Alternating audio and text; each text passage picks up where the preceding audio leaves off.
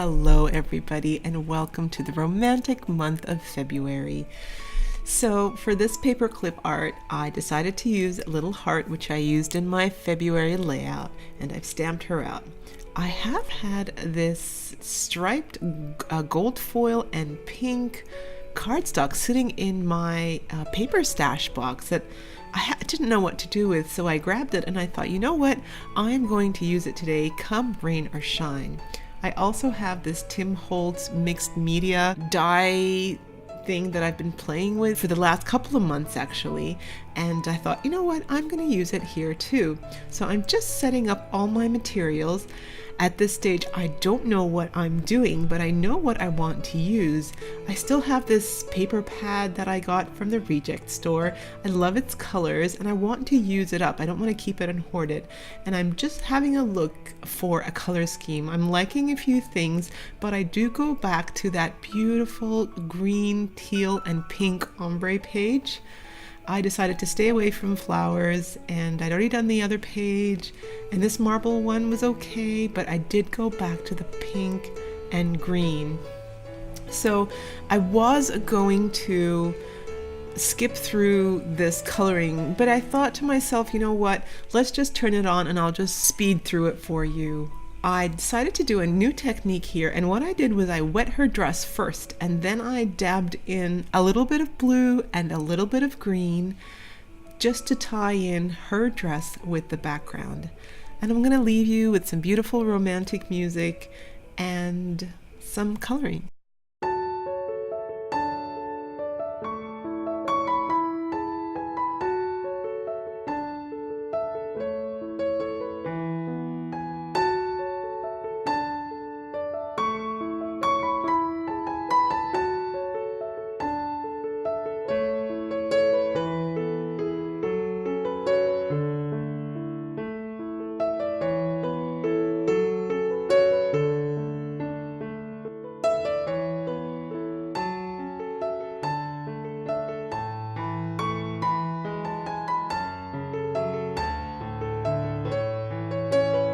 She's all cut up now. Here's the piece of paper. I'm now deciding whether the die cut piece is going to go on the bottom left corner or the top left corner, or whether also the background, well, the background has to stay one way because there's fairies, very light fairies in the back. So I'm just creating the base now. The measurements for the base I will put down in the link box below, or you can check out my blog where I have some photos for you and some measurements.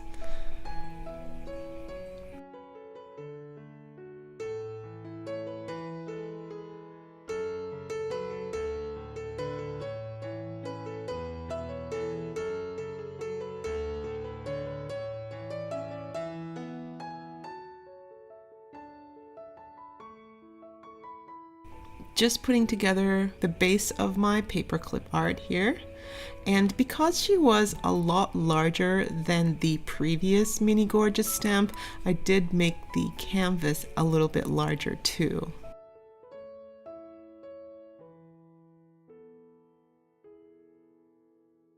I did end up using the paper upside down. I just realized it here.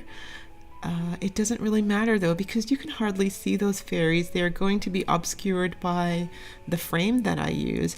I just felt like having a little bit of pink in the top corner was more conducive to what I was about to do. I really like that. I love how there's pink on the top, and then with the frame there's green on the bottom, and then she is also green, so I think that that ties it in nicely.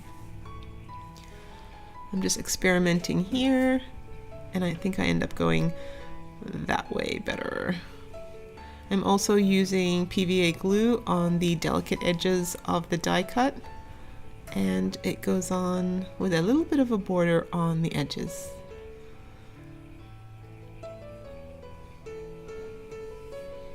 So now I have my base created. I now need to thread the paperclip, making sure that I'm going to have it in a right hand formation, so the little loop faces towards the left. I am right-handed, so I like my bookmarks to always be on the right hand side of my book, and I'm just burnishing it down nicely. And now for putting this paperclip together.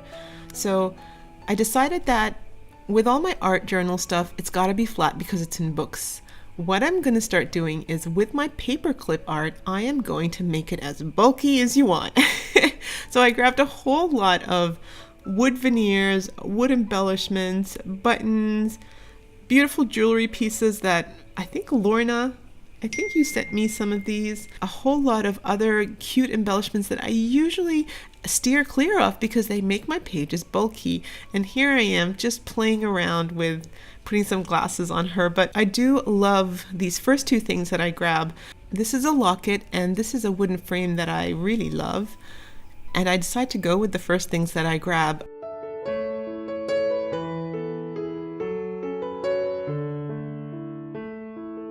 I tried that silver winged heart, but silver and the gold of the paperclip really don't work.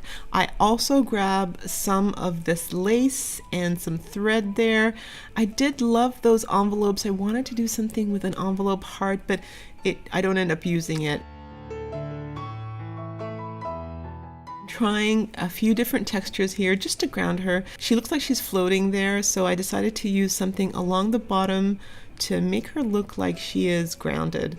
And I'm trying to layer up some lace with some ribbon, this pink twine thing. I'm trying to make it work and I fuss around with it a lot, and I do end up not using it, all except for a tiny thread that gets stuck there by accident. It's actually quite funny.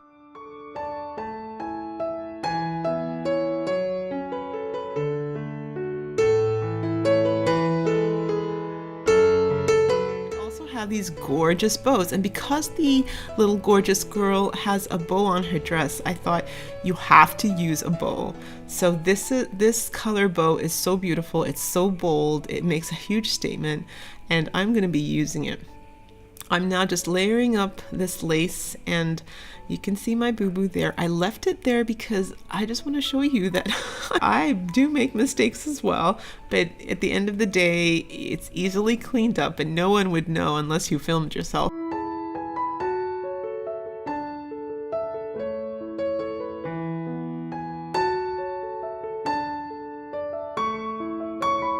At this stage, I feel that this ribbon layer is too high up, so I do end up cutting it down.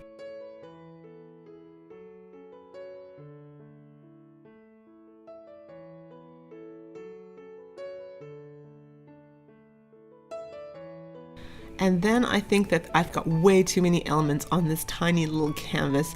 I know I want to use all these pieces, but it just looks like it's too crowded. And here, what I'm going to start doing is just shifting things around to make them work. I do end up layering the heart underneath her, and I love how it makes it look like she's holding like a big heart box of chocolate or something behind her. I love how it gives you that impression. And when I move it to this formation, I realize that this is the correct formation that I want. I'm still trying to fuss around with this pink twine.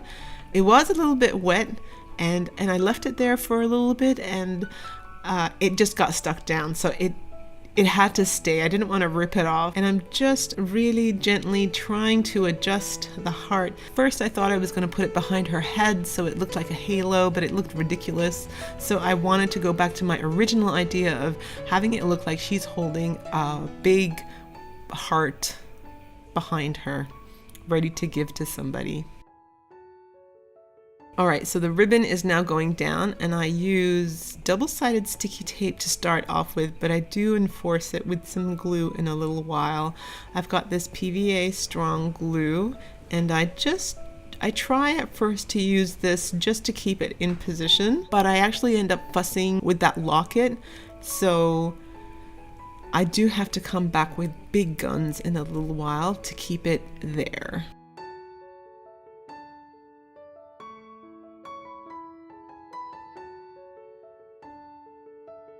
Here we go, that ribbon goes down, and then for the little girl I end up putting 3D foam tape on her, and the heart just gets double-sided tape and a little bit of PVA glue to keep it there forever.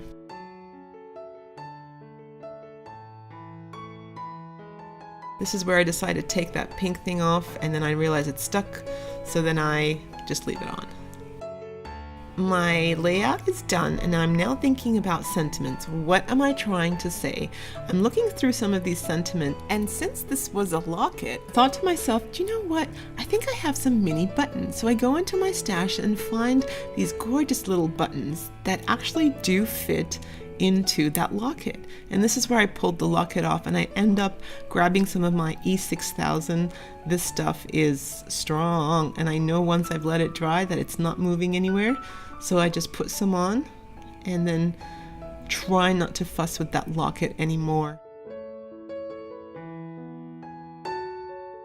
I had one word that says reserved and another word that says a corner of your heart. So I mixed them up to say a reserved corner of your heart.